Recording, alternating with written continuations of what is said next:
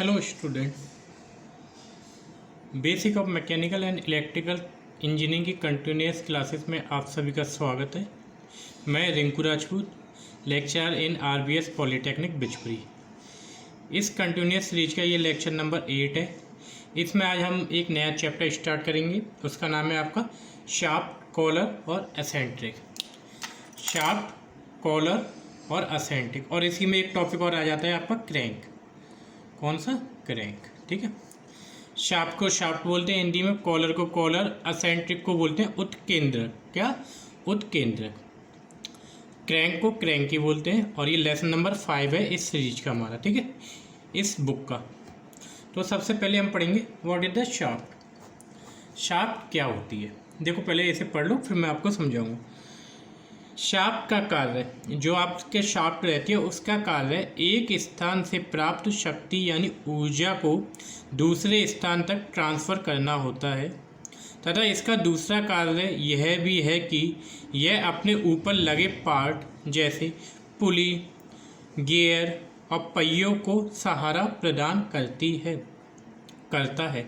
Shaft क्या है? अगर आपको पावर को एक जगह से दूसरी जगह ट्रांसफ़र करना है तो आप किस चीज़ का यूज करोगे? शाफ्ट का। और ये क्या करेगी? ये अपने ऊपर पुली, गियर और पहिए, पुली, गियर और व्हील को क्या करेगी? अपने ऊपर सहारा यानी उन्हें अपने ऊपर फिक्स करके रखेगी। जैसे देखो, आपने देखा हो ट्रक का मैं एग्जाम्पल बता रहा हूँ आपको। ट्रक का आपने देखा हो, ट्रक का इंजन रहता है आगे और जबकि पहिए घूमते हैं पीछे वाले इंजन के द्वारा। तो ट्रक इंजन आगे है, पहिए पीछे वाले घूम रहे हैं, आगे वाले पहिए कभी नहीं घूमते ट्रक के। तो आप देखना, जो आपके इंजन की जो पावर है वो पीछे के पहियों में कौन ट्रांसफर करेगा? वो कहलाएगी आपकी शाफ्ट। आपने देखा होगा ट्रक के नीचे आपको एक रॉड सी दिखाई देती है। एक रॉड सी, जो पहले के ट्रक आते थे आप देखना कभी, तो उसमें एक रॉड सी दिखाई देगी जो आपकी रोटेट करती है। यही कहलाती है आपकी शाफ्ट। शाफ्ट का मेन फंक्शन क्या है? एक जगह से पावर को दूसरी जगह ट्रांसफ़र करना। ठीक है। बेसिकली आपकी शाफ्ट बड़ी भी हो सकती है, छोटी भी हो सकती है। जैसे मैं बात करूं, जैसे ट्रक की मैंने आपको बताई है, ट्रक की एक जगह से आप इंजन के द्वारा पीछे के पहिए को पावर पहुंचा रहे हो तो वहाँ पे आप यूज करोगे बड़ी शाफ्ट का। लेकिन जो आपके पिस्टन सिलेंडर अरेंजमेंट होते हैं, जैसे बाइक का सिस्टम, बाइक का इंजन, वहाँ पे यूज करते हो आप छोटी शाफ्ट। ठीक है। शाफ्ट कैसी होती है? यह एक वृत्ताकार अनुप्रस्थ काट की एक छड़ होती है। यानी वृत्ताकार यानी कैसी होती है? सर्कुलर काट की, यानी ये इसका जो शेप और साइज कैसा होता है? सर्कुलर होता है, जो कि सॉलिड और हॉलो दोनों प्रकार की होती है। यानी शाफ्ट कैसे हो सकती है? आपकी सॉलिड भी हो सकती है और हॉलो भी हो सकती है। बेसिकली शाफ्ट का फिगर इस तरीके का रहता है। ठीक है।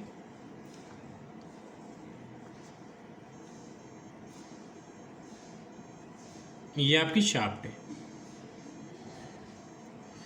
अब इसके ऊपर मैं कुछ भी कर सकता हूँ। जैसे मैंने इसके ऊपर गियर लगा दिया, ये मेरा गियर हो गया। ठीक है, ये गियर हो गया। ये गियर किसके ऊपर लगा है? शाफ्ट के। जब शाफ्ट मेरी घूमेगी, जब भी मेरा क्या घूमेगा? गियर घूमेगा। आपने देखा होगा जब पिस्टन सिलेंडर घूमता है तो इस तरीके का एक आपको रॉड सी मिलती है और इसके ऊपर पहिया सा लगा रहता है गियर का। तो यही क्या कहलाती है? आपकी शाफ्ट कहलाती है। ठीक है। जब भी कभी आप पिस्टन सिलेंडर अरेंजमेंट देखोगे या बाइक के इंजन खोलोगे तो आपको यही दिखाई देगा। ठीक है। नेक्स्ट है आपका टाइप्स ऑफ शाफ्ट। शाफ्ट कितने प्रकार की होती हैं? बेसिकली जो आपकी शाफ्ट है वो आपकी दो प्रकार की होती हैं। पहली शाफ्ट है आपकी ट्रांसमिशन शाफ्ट। कौन सी? Transmission shaft. यह शाफ्ट पावर को सोर्स एंड मशीन के बीच ट्रांसफ़र करती है। ट्रांसमिशन शाफ्ट यानी पावर को ट्रांसफ़र करना। जैसे एक जगह से मुझे कुछ डिस्टेंस पे पावर चाहिए। फॉर एग्जांपल, जैसे ट्रक की बात करूँ, ट्रक का आगे का इंजन आगे रहता है और पहिए पीछे है, यानी दोनों के बीच में डिस्टेंस रहती है 5 to 4 मीटर। तो वहाँ पे अगर मुझे पावर को ट्रांसफ़र करना है, यानी कितनी? 5 to 4 मीटर, यानी किसी डिस्टेंस पे मुझे पावर को ट्रांसफ़र करना है, तो वो वाली शाफ्ट कहलाती है आपकी ट्रांसमिशन शाफ्ट। ठीक है। इसके एग्जाम्पल हैं लाइन शाफ्ट और ओवरहेड शाफ्ट। ठीक है। यह शाफ्ट पावर को सोर्स यानी जहाँ से पावर आपकी निकल रही है और मशीन के बीच ट्रांसमिट करती है। ठीक है। सेकंड है आपकी मशीन शाफ्ट। इस प्रकार की शाफ्ट का प्रयोग मशीन के अंदर वाले पार्ट्स में किया जाता है। ठीक है। इसमें एक पॉइंट और लिख सकते हो आप, यह शाफ्ट लंबी होती है। ठीक है। कैसी होती है। और जबकि इसमें लिख सकते हो यह शाफ्ट छोटी होती है, ठीक है। यानी इसका जो शेप होता है वो बिग होता है और इसका कैसा रहता है, स्मॉल का, ठीक है। यहाँ पे आप क्या कर रहे हो, पहली वाली शाफ्ट में क्या कर रहे हो, आप पावर को ट्रांसफर कर रहे हो एक जगह से दूसरी जगह पे। जबकि जो मशीन शाफ्ट रहती है इसका प्रयोग सिवाय मशीन के जो अंदर के कंपोनेंट होते हैं, यानी इंजन के अंदर जो छोटी शाफ्ट होती हैं, जो पावर को एक शाफ्ट पे दूसरी शाफ्ट पे क्या करते हैं, ट्रांसफर करते हैं। किसके द्वारा, गियर सिस्टम अरेंजमेंट के द्वारा। उस शाफ्ट को बोलते हैं मशीन शाफ्ट। जैसे मैं बताऊँ, जैसे एक शाफ्ट ये हो गई आपकी, ठीक है, इस पर गियर लगा है, ये किससे कनेक्टेड है, ये इंजन से। और एक शाफ्ट ये है, ठीक है, इसके द्वारा मुझे इसको रन कराना है। तो मैं क्या करूँगा, इंजन से ये शाफ्ट रोटेट होगी, यहाँ पे क्या लगेगा, एक गियर लगेगा। ये क्या लग गया, गियर। ये गियर जैसे इससे कनेक्टेड हो जाएगा तो गियर घूमेगा, तो ये वाला भी गियर घूमना स्टार्ट कर देगा। जैसे ये गियर घूमना स्टार्ट कर देगा तो ये जो वाली शाफ्ट है ये भी आपका घूमना स्टार्ट कर देगी। बेसिकली इस वाली शाफ्ट का यूज करते हैं आपके इंजन के अंदर। इंजन के अंदर जिन शाफ्टों का यूज होता है उन्हें मशीन शाफ्ट कहते हैं। इंजन के अंदर जिन शाफ्टों का यूज पावर को एक जगह से दूसरी जगह ट्रांसफ़र करने के लिए यूज करते हैं उन्हें मशीन शाफ्ट कहते हैं। और इंजन के बाहर जब पावर को एक जगह से दूसरी जगह ट्रांसफ़र करना होता हो तो उन शाफ्टों को कहते हैं आप ट्रांसमिशन शाफ्ट, ठीक है। नेक्स्ट है आपका standard length of shaft are 5 metre, 6 metre and 7 metre. जो आपकी शाफ्ट रहती है यानी उसका स्टैंडर्ड जो लेंथ होती है वो कितने की रहती है आपकी, या तो 5 मीटर की रहेगी या 6 मीटर या 7 मीटर, ठीक है। ये स्टैंडर्ड लेंथ होती है। और हाँ, आप सभी को एक अनाउंसमेंट करना है।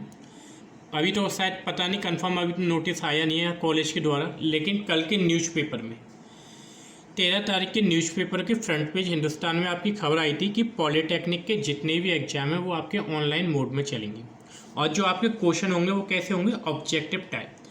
तो मैं आपसे रिक्वेस्ट करूंगा कि आप जो मेजर पॉइंट होते हैं, जो इम्पोर्टेंट पॉइंट होते हैं उन्हें याद करके जाएं। जैसे शाफ्ट किस मटेरियल की बनी रहती है, शाफ्ट के टाइप कौन से हैं, और शाफ्ट की जैसे मैंने ये स्टैंडर्ड बता दिए। आप लोगों ने बुक खरीदी होगी सभी ने। बुक के लास्ट पेज पे जैसे आपका सिलेबस या आपका चैप्टर ख़त्म हो जाता है तो वहाँ पे 15-20 MCQ क्वेश्चन होते हैं। तो आपसे रिक्वेस्ट है कि आप सभी उन क्वेश्चनों को रिवाइज करके जाएं, ठीक है। ये समझा रहा हूँ और मैं लास्ट में जहाँ तक मेरा हुआ, लेकिन मैं श्योर हूँ 100% कि जैसे ही मैं ये मेरा सिलेबस कंप्लीट हो जाएगा तो मैं पूरी इस बुक की जो आपका बेसिक ऑफ मैकेनिकल है इसकी पूरी MCQ क्वेश्चन की आपको एक PDF प्रोवाइड करा दूँ। उस PDF प्रोवाइड को आप स्टडी कर लें और ये नोट्स को पढ़ के चले जाएँ तो आपका उतने में सफिशिएंट है, ठीक है। जैसे मेरा ये चैप्टर जैसे मशीन शाफ्ट कंपोनेंट है ये अभी ख़त्म हो जाएगा आने वाले 5-6 लेक्चर में, 4 या 5 लेक्चर में।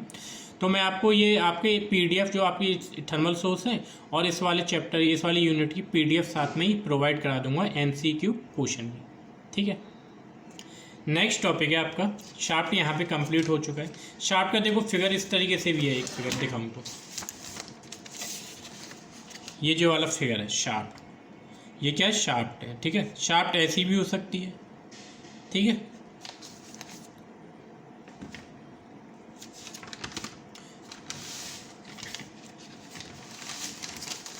नेक्स्ट टॉपिक है आपका शाफ्ट मटेरियल। क्या है, शाफ्ट मटेरियल। नेक्स्ट टॉपिक है आपका शाफ्ट मटेरियल। शाफ्ट बेसिकली आपकी दो टाइप से यूज होता है मटेरियल का, जब फॉर ऑर्डिनरी यूज, यानी जहाँ पे आपको शाफ्ट को कम रिक्वायरमेंट की आवश्यकता रहती है, कम लोड की रिक्वायरमेंट रहती है, तो वहाँ पे यूज करते हैं आप कार्बन स्टील का। ये बात याद रखना, ये MCQ क्वेश्चन के लिए इंपॉर्टेंट है। और फॉर हाई स्ट्रेंथ, अगर आपकी शाफ्ट को हाई स्ट्रेंथ की बनानी है तो किसका यूज करोगे, एलॉय स्टील का। ऑर्डिनरी यूज के लिए आप कौन सा मटेरियल यूज करोगे, कार्बन स्टील। और फॉर हाई स्ट्रेंथ के लिए कौन सा मटेरियल यूज करोगे आप, एलॉय स्टील, ठीक है। नेक्स्ट है आपका कैरेक्टरिस्टिक्स ऑफ शाफ्ट मटेरियल। ये MCQ में पूछ लिया जाता है कभी कभी, बेसिकली तब भी याद रख लो। जो आपका मटेरियल होता है शाफ्ट का, उसमें कौन कौन सी कैरेक्टरिस्टिक्स होनी चाहिए। पहला है हीट ट्रीटमेंट प्रॉपर्टी, यानी उसकी जो हीट ट्रीटमेंट की प्रॉपर्टीज है, यानी अगर कोई भी शाफ्ट अगर मेरी गर्म हो जाएगी तो उसका शेप और साइज, यानी उसके अंदर जो प्रॉपर्टी है, हर चीज़ के अंदर अपनी अपनी प्रॉपर्टी होती है। हाई टेम्परेचर पे उस मटेरियल की प्रॉपर्टी चेंज नहीं होना चाहिए। हीट ट्रीटमेंट का मतलब ये है, ठीक है। सेकंड है गुड मशीनेबिलिटी, यानी उसकी जो मशीनेबिलिटी करने की कैपेसिटी है वो भी हाई होनी चाहिए। हाई फटीग स्ट्रेंथ, यानी वो हाई लोड पे भी आपकी फटीग यानी रैप्चर नहीं होनी चाहिए, मुड़नी नहीं चाहिए। डक्टिलिटी होनी चाहिए, यानी लोड को एब्जॉर्ब करने की क्षमता अधिक होनी चाहिए। और हाई रेजिलेंस होनी चाहिए, ठीक है, हाई रेजिलेंस। ये आपको मैंने टर्म्स बताए, मशीनेबिलिटी, फटीग, डक्टिलिटी, रेजिलेंस। ये बेसिकली आपकी मैकेनिकल प्रॉपर्टी है, ये आपके सिलेबस में नहीं है, ठीक है। तो बस इसलिए मैं आपको समझा नहीं रहा हूँ, वरना अगर मैं इन्हें समझाऊंगा तो इनके ऊपर अलग अलग से एक चैप्टर है, ठीक है। एक लेक्चर चाहिए मुझे मशीनेबिलिटी को समझाने के लिए, फटीग को समझाने के लिए एक, और डक्टिलिटी और रेजिलेंस को समझाने के लिए भी एक लेक्चर चाहिए। तो ये आपके सिलेबस में नहीं है, तो इससे अच्छा कि इन्हें आपसे इतना ही समझ लें शॉर्ट में। नेक्स्ट है आपका कॉलर, ठीक है। शाफ्ट आपकी यहाँ पे ख़त्म हो चुकी है। नेक्स्ट टॉपिक कौन सा है आपका? कॉलर। कॉलर क्या रहता है, ठीक है। कॉलर एक छल्ले के आकार का पार्ट होता है जो कि शाफ्ट को पावर ट्रांसमिट करते समय उसे अपनी पोजीशन से रोकने के लिए लगाया जाता है, रोकने के लिए किया जाता है, ठीक है। कॉलर क्या रहता है? कॉलर आपको इस तरीके का एक छल्ला देखा होगा, ठीक है, आपने बार्सल बोलते हैं जैसे इस तरीके का कॉलर रहता है। कॉलर का मेन फंक्शन, सिर्फ आपको इसकी डेफिनेशन ये याद होनी चाहिए। कॉलर क्या है? कॉलर एक छल्ले के आकार का पार्ट होता है। इसका जो मेन फंक्शन होता है, वो मेन फंक्शन क्या रहता है? वो शाफ्ट को अपनी जगह पे फिक्स करके रखना होता है, क्योंकि जब शाफ्ट रोटेट होती है तो उसकी जो रोटेशन की वजह से उस पर डिफरेंट फोर्स लगते हैं, उसकी वजह से वो अपनी पोजीशन से शिफ्ट हो जाती है। उसे उसी की पोजीशन में होल्ड या फिक्स करने के लिए हम किसका यूज करते हैं? कॉलर का, ठीक है। रोकने के लिए, पोजीशन को रोकने के लिए हम किस चीज़ का यूज करते हैं? कॉलर का। नेक्स्ट टॉपिक है आपका crank. Very very important, very very important, ठीक है। क्रैंक क्या है? क्रैंक वह युक्ति है जो रेसिप्रोकेटिंग मोशन को रोटरी मोशन में कन्वर्ट कर देती है। इसका प्रयोग पेट्रोल, डीजल, स्टीम इंजन आदि में किया जाता है। क्रैंक क्या है? क्रैंक एक ऐसी युक्ति है जो आपकी रोटरी मोशन को, रेसिप्रोकेटिंग मोशन यानी आगे पीछे की मोशन, ये कैसे हो रहा है? आपका आगे पीछे का मोशन हो रहा है। इस मोशन को किस में कन्वर्ट कर देती है? रोटरी यानी सर्कुलर मोशन में कन्वर्ट कर देती है। और साथ ही साथ ये तो रेसिप्रोकेटिंग मोशन को इसमें भी कन्वर्ट कर देगी, और रोटरी मोशन को आपका रेसिप्रोकेटिंग मोशन में भी कन्वर्ट कर सकती है क्रैंक, ठीक है। इसका प्रयोग पेट्रोल, डीजल, स्टीम इंजन आदि में किया जाता है। जितने भी पिस्टन सिलेंडर अरेंजमेंट होते हैं वहाँ पे आप किसका यूज करते हो? क्रैंक का यूज करते हो, ठीक है। क्रैंक ये इंपॉर्टेंट है, क्वेश्चन पूछा जाएगा वो कौन सा पार्ट्स है जो आपका रेसिप्रोकेटिंग मोशन को रोटरी मोशन में और रोटरी मोशन को रेसिप्रोकेटिंग मोशन में कन्वर्ट करता है, तो उसका आंसर होगा आपका क्रैंक, ठीक है। क्रैंक देखो, इसकी वर्किंग देख लो, इसका फिगर देख लो, स्क्रीनशॉट खींच लेना, बुक से बता रहा हूँ, ठीक है। ये है इसका फिगर, ये वाला, ठीक है। देखो इसमें समझो, ये है आपका पिस्टन सिलेंडर अरेंजमेंट, ठीक है, ये पूरा, ठीक है। इसमें जो आपका ये कहलाएगा, ये आपका पहला भाग है सिलेंडर, ठीक है। ये वाला भाग क्या है? ये वाला सिलेंडर, ये कहलाता है पी, ये कहलाता है पिस्टन, क्योंकि ये सिलेंडर है, ये वाला सिलेंडर है, ठीक है। ये पिस्टन है, पिस्टन आगे तक जाएगा और फिर यहाँ तक जाएगा, यानी ये कौन सा मोशन हो गया? आगे पीछे आगे पीछे आगे पीछे, यानी ये हो गया आपका रेसिप्रोकेटिंग मोशन, ठीक है। इससे कनेक्टेड होती है आपकी पिस्टन रॉड, ये वाली यहाँ से लेके यहाँ तक, इससे बोलते हैं हम पिस्टन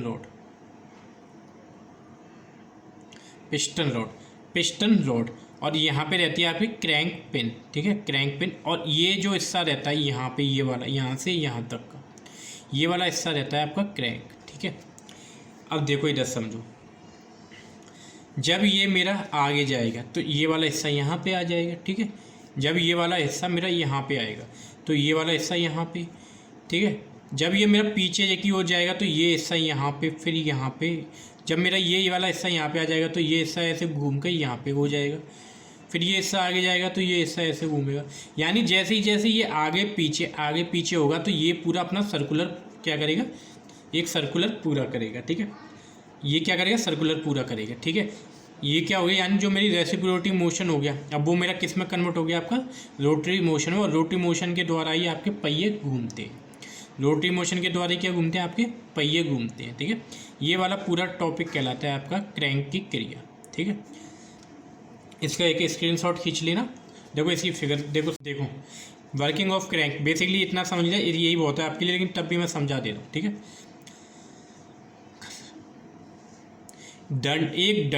दंड यानी ये वाली पिस्टन रॉड का एक सिरा किससे जुड़ा रहता है, पिस्टन से जुड़ा रहता है, यानी रॉड का एक सिरा पिस्टन से जुड़ा रहता है और पश्चात की गति करता है। यानी ये कैसी पिस्टन कैसी गति करेगा, आपकी रेसिप्रोकेटिंग मोशन करता है। सिरा सी, ये वाला सिरा सी क्रैंक की क्रैंक पिन के द्वारा जोड़ा रहता है, ठीक है। क्रैंक की क्रैंक पिन के जोड़ा रहता है। यह क्रैंक पिन एक क्षण क्रैंक भुजा, ये वाली इसे बोलते हैं क्रैंक भुजा पर लगी रहती है, जिसका दूसरा सिरा शाफ्ट एस, ये वाली जो शाफ्ट है, ये वाली शाफ्ट एस पर लगा रहता है। यदि अब देखो यहाँ से वर्किंग स्टार्ट है, ठीक है। यदि पी सिरे से पश्चात गति दी जाएगी, यानी पी गति यहाँ से दी जाएगी, तो क्रैंक पिन एक वृत्ताकार में घूमेगी। पश्चात गति यानी ये मेरा आगे पीछे घूमेगा, तो जो आपकी क्रैंक पिन है ये कैसे घूमेगी, सर्कुलर मोशन करना स्टार्ट कर देगी। इसके विपरीत यदि क्रैंक शाफ्ट को घुमाया जाएगा तो पी क्या करेगा, यानी अगर मैं इसे घुमाऊंगा तो आपका पिस्टन क्या करेगा, रेसिप्रोकेटिंग मोशन यानी आगे पीछे करना स्टार्ट कर देगा। ये वाली प्रक्रिया कहलाती है आपकी क्रैंक, यानी वर्किंग ऑफ क्रैंक, ठीक है। बुक में देख लेना वर्किंग पूरी, अगर आपको डिटेल में चाहिए बस इसका फिगर बना देना। और जो मैंने समझाया 5-6 लाइन, पिस्टन जब P1 पोजीशन में जाता है तो ये C1 पोजीशन में आ जाता है। पिस्टन जब P2 पोजीशन में जाता है ये C2 पोजीशन में आता है। IDC और ODC, ठीक है, ये सारी इसके में पूरी है। IDC की फुल फॉर्म क्या रहती है, इनर डेड सेंटर। IDC की फुल फॉर्म रहती है इनर डेड सेंटर, और आपकी ODC की फुल फॉर्म रहती है आपकी आउटर डेड सेंटर, ठीक है। ये क्या होगी, आपकी क्रैंक की आपकी वर्किंग होगी, ठीक है। अब तो नेक्स्ट टाइप है आपका क्रैंक, यानी जो मैंने फिगर में बता दिया था, यानी क्रैंक के पार्ट कौन कौन से आते हैं। पहला है क्रैंक पिन, दूसरा है क्रैंक आर्म, तीसरा है crank shaft. Crank pin, crank arm और क्रैंक शाफ्ट, ठीक है, ये क्या है, क्रैंक के आपके पार्ट हैं, ठीक है। नेक्स्ट है टाइप्स ऑफ क्रैंक। क्रैंक कितने प्रकार के होते हैं, there are 3 types of crank are use in machine. First one overhang crank, second one disc crank, third one centre crank. पहला क्रैंक कौन सा है आपका, ओवरहैंग, दूसरा डिस्क, तीसरा सेंटर, ठीक है। ओवरहैंग का मतलब है लटका हुआ, ठीक है, ओवरहैंग का मतलब लटका हुआ। और देखो इसे समझो, इस प्रकार की क्रैंक में क्रैंक पिन के केवल एक और क्रैंक आर्म लगी रहती है, यानी इस जो आपका क्रैंक होता है इसमें केवल क्रैंक के दूसरी शाफ्ट में दूसरी तरफ आपकी एक तरफ क्या लगी होगी, शाफ्ट लगी होगी, और वो किसके द्वारा कनेक्टेड होगी, क्रैंक पिन की, जो कि शाफ्ट पर जुड़ी रहती है। इस प्रकार की क्रैंक में क्रैंक पिन के केवल एक और, ठीक है, क्रैंक में यानी क्रैंक पिन के केवल एक और क्रैंक आर्म लगी रहती है, ठीक है, क्रैंक आर्म लगी रहती है, जो कि शाफ्ट पर जुड़ी रहती है। इसमें क्रैंक पिन कैंटिलीवर के भांति बाहर की ओर लटकी रहती है, ठीक है, यानी ये हिस्सा यहाँ पर, ये वाला हिस्सा पूरा क्या रहेगा, लटका रहेगा, ये वाला क्रैंक पिन का, ठीक। इसीलिए इसे ओवरहैंग क्रैंक कहते हैं, ठीक है। देखो ये वाला फिगर समझो, ये क्रैंक पिन हो गई, ये क्रैंक पिन हो गई, ये क्रैंक आपका किसके द्वारा, क्रैंक आर्म के द्वारा, शाफ्ट से द्वारा क्या हुआ, कनेक्टेड हो। ये जो आपने देखा हुआ ये कैसा टॉपिक लग रहा है, यानी इसका एक हिस्सा क्या है, फिक्स है, ये वाला हिस्सा, और ये वाला हिस्सा क्या है, लटका हुआ है, ठीक है, या ये वाला हिस्सा क्या लटका हुआ है। ये एग्जाम्पल है आपका किसका, कैंटिलीवर बीम का। आपने सभी ने पढ़ा हुआ कैंटिलीवर बीम क्या रहता है, इस तरीके का बीम, यानी जो जिसका एक हिस्सा क्या रहता है वो फिक्स रहता है और दूसरा फ्री रहता है। सेम यही है, यानी एक हिस्सा लटका हुआ है और दूसरा हिस्सा फिक्स है, इसे बोलते हैं कैंटिलीवर बीम। ये उसी की तरीके से रहती है शेप में, ठीक है, इसीलिए इसे क्या बोलते हैं, ये कैसे रहती है, लटकी रहती है, यानी आपकी लटकी रहती है, ओवरहैंग पोजीशन में रहती है, इसीलिए इसे ओवरहैंग क्या कहते हैं, क्रैंक कहते हैं। इसका उपयोग मीडियम व बड़े क्षैतिज इंजनों में किया जाता है, यानी इसका उपयोग कहाँ पे करते हैं, जहाँ पे इंजन आपके सीधी रेखा में खड़े रहते हैं, वहाँ पर इस वाली क्रैंक का यूज करते हैं पावर को ट्रांसफर करने के लिए, ठीक है। पावर को ट्रांसफर कैसे होगी, रेसिप्रोकेटिंग मोशन किस मोशन में कन्वर्ट हो जाएगा आपका, रोटरी मोशन में। दूसरी है आपकी डिस्क क्रैंक। यह क्रैंक एक डिस्क के आकार की होती है तथा इस डिस्क में क्रैंक पिन रिवर्ट की जाती है। यह भी ओवरहैंग क्रैंक होती है परंतु यह संतुलित रहती है। ओवरहैंग क्रैंक जो आपकी ओवरहैंग क्रैंक है, वो जो पहले वाली क्रैंक थी आपकी, वो आपकी संतुलित अवस्था में नहीं रहती थी, जबकि डिस्क क्रैंक क्या रहती है, ये भी आपकी संतुलित अवस्था में रहती है। इसमें जो आपका क्रैंक होता है वो किस आकार का रहता है, वो डिस्क यानी चपटी के आकार का रहता है, एक सर्कुलर पोजीशन में रहता है। इसका आपको 3D फिगर आपको जब प्रैक्टिकल होती है ना, जब आपको ये पूरा समझाया जाता है विद फिगर, आपके ऊपर रख दिया जाएगा कि ये इस तरीके का रहता है। यहाँ पे आपका मैं फिगर नहीं बना पाऊँगा। और हाँ, आपके सीटेबल के लिए मैं आपके व्हाट्सएप ग्रुप पे, आपके जो भी RBS पॉलीटेक्निक का व्हाट्सएप ग्रुप है, उस पर मैं कुछ वीडियो डाल दूंगा 1-1 या 2-2 मिनट की, जो आपकी क्रैंक होती है यानी उसके पार्ट्स कैसे मोशन करते हैं, जो 3D में आपकी वीडियो रहती है। यह भी ओवरहैंग क्रैंक के समान होती है परंतु ये कैसी होती है, संतुलित रहती है। इसका प्रयोग उच्च गति के इंजन में किया जाता है। जो डिस्क क्रैंक रहती है ना आपकी, डिस्क क्रैंक का यूज हम कहाँ पे करते हैं, जो बाइक के इंजन रहती है। बाइक क्या करती है आपकी, हाई वेलोसिटी से मूव करती है, यानी इंजन में हाई वेलोसिटी से मूव करती है, तो वहाँ पे कौन सा यूज करेंगे आप, डिस्क क्रैंक का उपयोग करते हैं। नेक्स्ट टॉपिक है आपका सेंटर क्रैंक।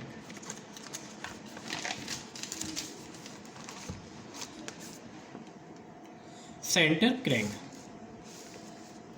इस प्रकार के क्रैंक में जो आपकी ओवरहैंग क्रैंक है ना, उसका एक सिरा तो सिर्फ कनेक्टेड होता है, उसके दूसरी तरफ भी अगर मैं क्या लगा दूँ, आपका आर्म लगा दूँ या क्रैंक आर्म या शाफ्ट लगा दूँ, ये क्या ये आप लोग को अभी बता दूंगा मैं, क्रैंक आर्म लगा दूँ तो वो कहलाएगी आपकी सेंटर क्रैंक, यानी ऐसी क्रैंक जो आपके बीच में रहे, उसे बोलते हैं आपकी सेंटर क्रैंक। इस प्रकार के क्रैंक में क्रैंक पिन के दोनों ओर क्रैंक आर्म लगी रहती है। जो आपकी क्रैंक पिन रहती है उसके दोनों ओर क्या लगी रहेंगी, क्रैंक आर्म लगी रहेगी, इसीलिए इसे सेंटर क्रैंक भी कहते हैं। ठीक है, क्रैंक पिन के दोनों ओर क्या लगी रहेंगी, आपकी क्रैंक आर्म लगी रहती है, इसीलिए इसे क्या कहते हैं, क्रैंक आर्म भी, सेंटर क्रैंक भी कहते हैं। यह एक सिंपल बीम के समान होती है। सिंपल बीम की प्रॉपर्टी क्या रहती है, उसके दोनों एंड क्या रहते हैं, फिक्स रहते हैं। इसका प्रयोग मल्टी सिलेंडर वाले इंजनों में किया जाता है। ठीक है, इसका फिगर देखो, ये क्या है आपकी क्रैंक पिन है, इसके दोनों ओर एक ये और एक ये, दोनों क्या है, क्रैंक आर्म है। इन क्रैंक आर्म से क्या कनेक्टेड है, आपकी शाफ्ट, ये किस में, मिड में यानी बीच में, इसीलिए इसे क्या कहते हैं, सेंटर क्रैंक कहते हैं। ठीक है, इसीलिए इसे क्या कहते हैं, सेंटर क्रैंक कहते हैं। कोई प्रॉब्लम हो तो आप कमेंट करके बता देना फिर भी मुझे। और जो लास्ट टॉपिक है आज का इस चैप्टर का, वो है आपका असेंट्रिक उत्केंद्रक। एक ऑब्जेक्टिव क्वेश्चन पूछा जाता है या 1 नंबर में, जैसे कि मैंने आपको बताया था क्रैंक का काम क्या है, रेसिप्रोकेटिंग मोशन को रोटरी मोशन में और रोटरी मोशन को रेसिप्रोकेटिंग मोशन में, यानी दोनों को आगे पीछे, रोटरी को आपका रेसिप्रोकेटिंग में भी और रेसिप्रोकेटिंग को रोटरी मोशन में कन्वर्ट कर सकता है कौन, क्रैंक। लेकिन जो आपका उत्केंद्रक होता है, उत्केंद्रक, यह भी क्रैंक की तरह रोटरी मोशन को रेसिप्रोकेटिंग मोशन में कन्वर्ट करता है, परंतु यह रेसिप्रोकेटिंग मोशन को रोटरी मोशन में कन्वर्ट नहीं करता। यानी ये क्या है, आपका रोटरी मोशन को तो रेसिप्रोकेटिंग मोशन में कन्वर्ट कर देगा, पर जो आपका रेसिप्रोकेटिंग मोशन है उसे रोटरी मोशन में कन्वर्ट नहीं कर पाएगा। जबकि क्रैंक क्या है, दोनों मोशन में आपका कन्वर्ट कर देगा, रोटरी को रेसिप्रोकेटिंग में और रेसिप्रोकेटिंग को रोटरी मोशन में आपका क्रैंक क्या कर देता है, कन्वर्ट कर देता है। ठीक है, बस इन दोनों में इतना ही अंतर है। इसका प्रयोग स्टीम इंजन में किया जाता है। क्या, इसका प्रयोग स्टीम इंजन में किया जाता है। इसके जो पार्ट्स होते हैं, sieves, steps, eccentric rod, sieves, stack, eccentric rod. Basically आपका ये 2 नंबर में पूछा जाएगा। जैसे 2 क्वेश्चन ऐड होती है ना, जैसे क्वेश्चन आ जाएगा आपका क्रैंक क्या रहते हैं, क्रैंक के टाइप, और साथ में आगे एक और क्वेश्चन ऐड हो जाएगा, एसेंट्रिसिटी क्या रहती है, एसेंट्रिक क्या होता है, या उत्केंद्रक क्या रहता है। तो आप बोल दोगे उत्केंद्रक यह भी क्रैंक की तरह रहता है, जो आपका रोटरी मोशन को रेसिप्रोकेटिंग मोशन में कन्वर्ट कर देता है। जबकि आपका क्रैंक क्या है, रेसिप्रोकेटिंग को रोटरी में और रोटरी मोशन को आपका रेसिप्रोकेटिंग मोशन में कन्वर्ट कर देता है। तो आज के लिए इतना ही, और जो आपको नेक्स्ट वीडियो होगी आपकी आने वाली, उसमें हम पढ़ाएंगे कपलिंग और क्लच। और हिंदी मीडियम वालों के लिए तो ये नोट्स ठीक है, और इंग्लिश वाले जितने भी बच्चे हैं तो मैं आपको PDF उसकी साथ अभी प्रोवाइड करा दूंगा, जितने की मैंने कराई नहीं है। आपकी पहली यूनिट की मैंने PDF आपकी प्रोवाइड करा दी है इंग्लिश के नोट्स की, और जो आपकी दूसरी यूनिट है मशीन कंपोनेंट, जैसे इसका कपलिंग और आगे वाला जो चैप्टर है, चैप्टर नंबर 6 कपलिंग और क्लच और फिर गियर, कपलिंग और क्लच और गियर, जैसे ये कंप्लीट हो जाएंगे तो मैं इन सभी जितने भी आपके टॉपिक हैं उनकी इंग्लिश की आपकी PDF प्रोवाइड करा दूँ। आप ये ना सोचें कि आपको इंग्लिश में PDF प्रोवाइड भी होगी, आप यहाँ पे समझ लीजिए। और आपको स्टडी करनी है या कुछ भी करना है तो आप क्या करोगे, आपको मैं इंग्लिश की PDF प्रोवाइड करा दूँगा, आप उससे स्टडी करें। आपको पहले ही यूनिट की मैं पूरी एक्यूरेट बहुत बढ़िया तरीके से इंग्लिश में PDF प्रोवाइड करा चुका हूँ आपके व्हाट्सएप ग्रुप पे, आप उसके प्रिंट निकलवा लें और उससे स्टडी करें, ठीक है। तो आज के लिए इतना ही, और कमेंट बॉक्स में आप अपनी प्रेजेंट ज़रूर दें, और कोई भी आपको स्टडी से रिलेटेड या पढ़ाई से रिलेटेड कोई भी प्रॉब्लम हो तो कमेंट बॉक्स में लिख के दें, ठीक है। आज के लिए इतना ही, धन्यवाद।